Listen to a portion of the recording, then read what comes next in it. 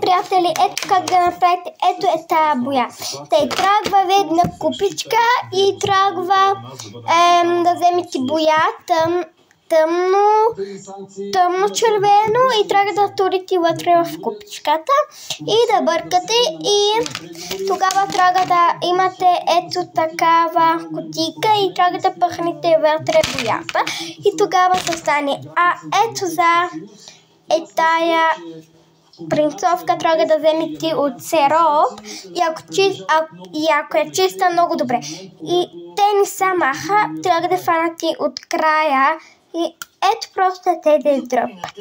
И ето вижте, те не можете, но искате да бъде ето те. Тогава трябва да махнете ето тази капачка и вече можете да го направите. Те пак да се го затворите. И те можете и без капачка. И това беше. А сега имам още едно нещо. Ето така. Това е много перфектно. Вижте, вземате една такава картинка.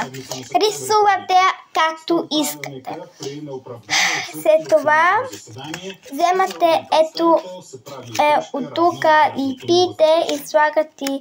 Ето, вижте как съм го залепила. Трябва да го залепите ето така, че да стане ето така. И да вземете олио и гъба за миене на чини.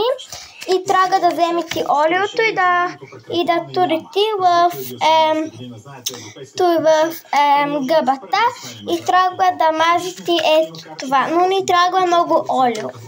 Трябва да стане ето точно ето така, за да бъде хубаво и красиво. След това варете и си купете ето такива свещи. И ако има нещо тук бяло, махайте го. И ето от тук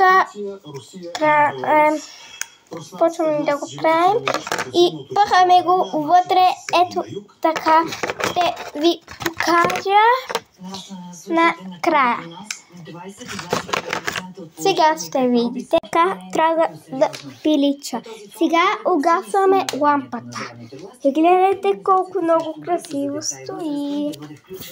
Много красиво стои. И те. Ако ви хареса, моля, абонирайте се за канала и го пробвайте, ако искате за Хелоуин. Чао! И още празнувайте хубав Хелоуин. Чао!